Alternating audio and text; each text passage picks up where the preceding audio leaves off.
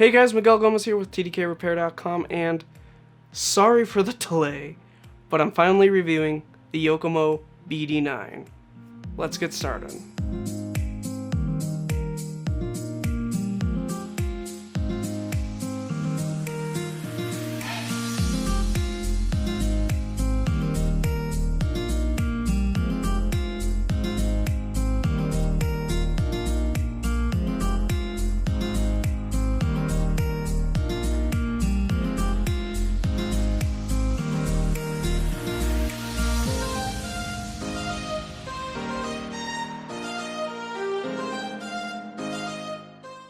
So let's just start this off with, this is easily the most time I've taken with a review, not just in terms of like from when I unboxed it to when I'm reviewing it, but in terms of actually using it, tuning it, trying pretty much everything with it, and having some success with it along the way. So I started it off, as you saw in my last video, using some BD Designs bodies, and putting an SMC motor in it. Since then, I've learned a lot about on-road and what to do in different situations, different layouts. So for me, I know I got the carbon chassis, but I wish I would have gone with aluminum chassis just because of the type of track I run at. And that's 702, which is black carpet, but it's an unusually low grip black carpet, but still high enough grip for an aluminum chassis, especially the Yokomo one with the thin top deck works great. But since I didn't get to do a build video, let me do a build review super quick. So the build went pretty flawlessly.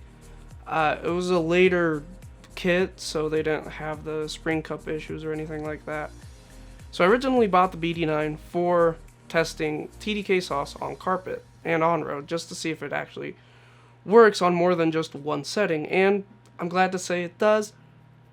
Both odorless and high grip work pretty good. Very comparable to most spec sauces, and once you run it in a little bit, it's actually could be a little bit too aggressive. So anyway, this video is about the BD9, and I bought it, I did some testing with it, and really started liking on-road. So the kit setup is really made for asphalt, and the front progressive springs are just too soft and has too much droop for carpet. It works okay if the track's like super green, but just vacuumed or something. But really, you're gonna need stiffer springs, a little bit stiffer oil, and definitely stiffer sway bars. So you can get away with running carbon fiber chassis on carpet. Let me just get that plain and out of the way.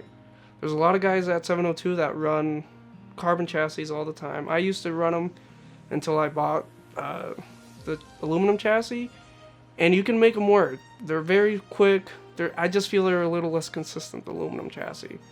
So, right out of the box, I think you need the sway bar kit front and rear, just so you have the range, that tuning range. And I also think you need a good spring set, front and rear. The current trend is to go with the front linear short springs, which are this like mega short ones, the front ones. They work really well, and they feel even stiffer than just the regular like 2.6s or 2.7s. People are running those all the way around, depending on the grip level. They run 2.6s all the way around or 2.7s all the way around. But I tend, since 702 is such a high-speed circuit, especially the last layout, I actually bumped that up to a 2.8 up front, and kept with a 2.6 in the rear. I know it doesn't really matter to you guys in the review, but just saying, the car is very flexible and the tuning range is infinite. I really love how much flex tuning you have in the chassis. Doesn't matter if you have the carbon or the aluminum, you can get longer. The T-bar, that I guess it's the bulkhead mount in the back, you can use the inline weight system to control the pitch and control the roll, And you can use a stiffer or softer top deck also to kind of settle the car down. And I've heard if you use the Samix aluminum chassis, it also plants the rear end a little bit more. So it has a lot of tuning, and what I've noticed is, at least for 702, most of the time you want a little bit more rear grip, or just settle the car down a little bit. With the Zoo Racing Hellcat, it helps a lot, and I also made the track width a little wider. I went 5 out and then 4 out on the pills. But you can really, that's so track dependent that it's pretty irrelevant. Just know that with the BD9, it is 100% tunable to pretty much all track conditions. I haven't found one that it hasn't worked well on. So I've also wanted to try the dynamic range of the car. So going from a slow, low grip class to a fast, high grip class. I started with 17.5 running Sorex tires, decent bodies, and then I did my first big race with it, which was the Las Vegas Grand Prix, and I ran that in USGT with the spec tire, spec 21.5, well, not spec 20, just a 21.5, and I realized that with the less grip tires, you did want to soften up the suspension overall, and like I said, it's just very flexible, and it worked very well. And I was actually able to TQ in that, win the first main, but I crashed out of the second one, and since the Las Vegas Grand Prix is kind of its own monster, and every main counts, every point counts, so that really brought me out of the running to win.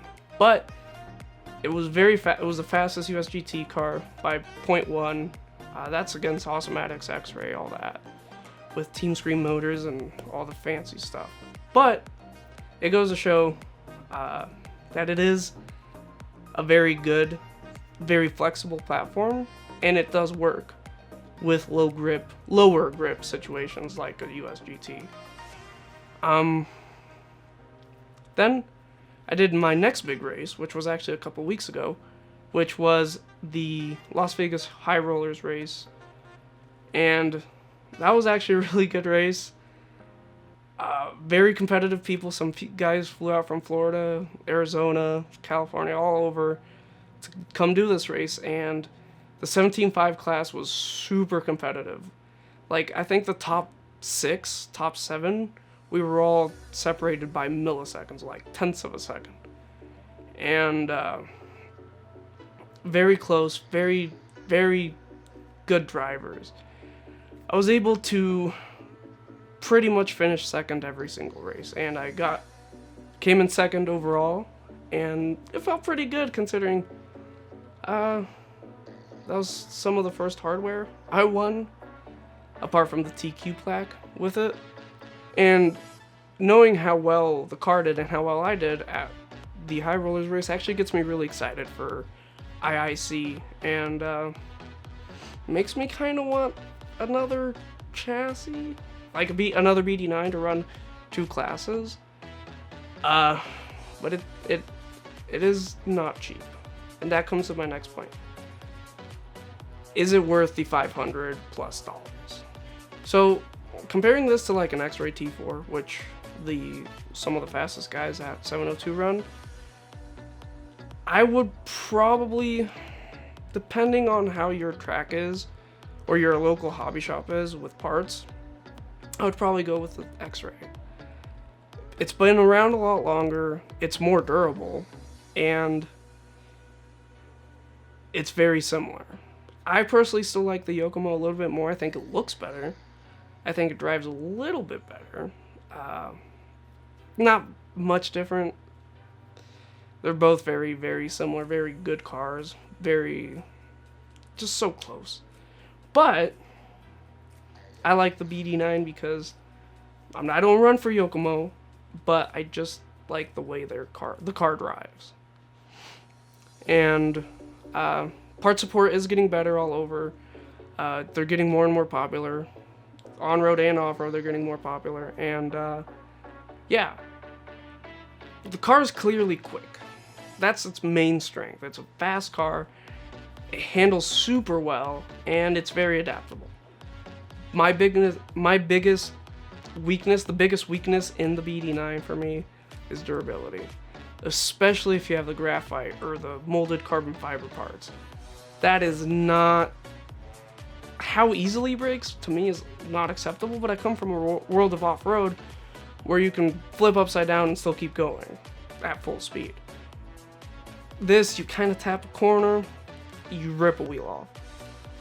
I understand the speeds are higher, the grip is higher, but still, to me, it's not very acceptable considering the X-Ray T4 is much more durable.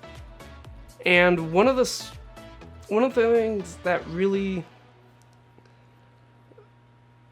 made me break out of the second main of the Vegas Grand Prix was this caster block and the steering block. I tapped the pipe and just ripped off. You can't salvage that. Personally, I think it's the arm is a little bit too hard, and I know they just came out with the softer arms, so I may try that, see if that helps it. But for now, I'm running X-Ray 4 degree ECS hard C-blocks, caster blocks, and same material ECS hard steering blocks. They're direct bolt-in, and they work really well because they're very durable. I have broken them, but it takes a lot more hits to actually break it.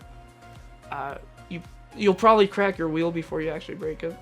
And also it tweaks pretty easy in terms of like the suspension blocks moving. So every time you hit a pipe after a run, you want to kind of de-tweak the suspension, make sure it's all back together. And I think that's just touring car things, not necessarily a BD9 problem.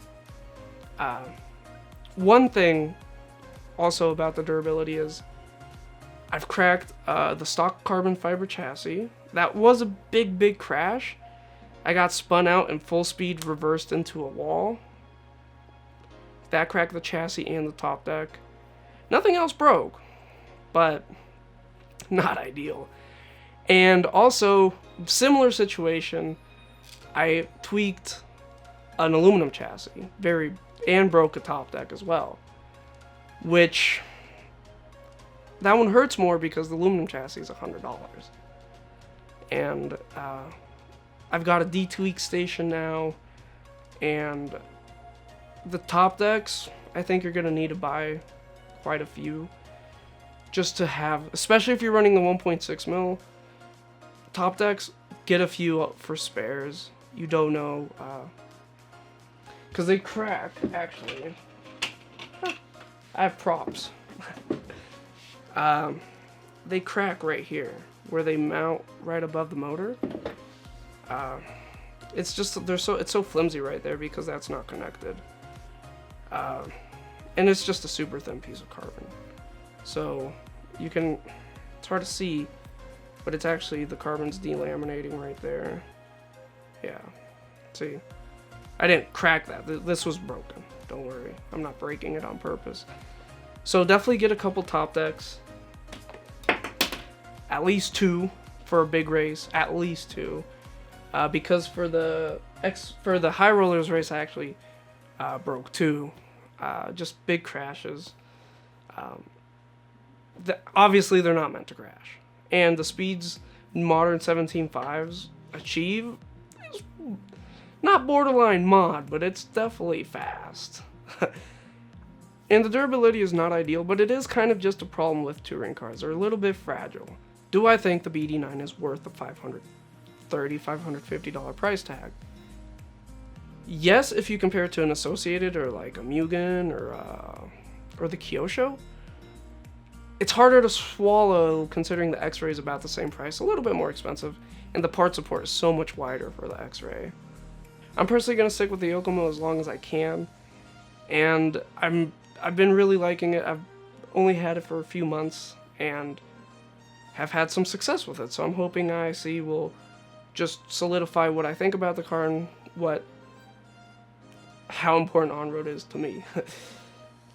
Really, when I made that first unboxing, I know you guys didn't see the build, I'm sorry about that, but when I made the first unboxing and the build, I really thought I was going to use it a few times and be like, it's not as fun.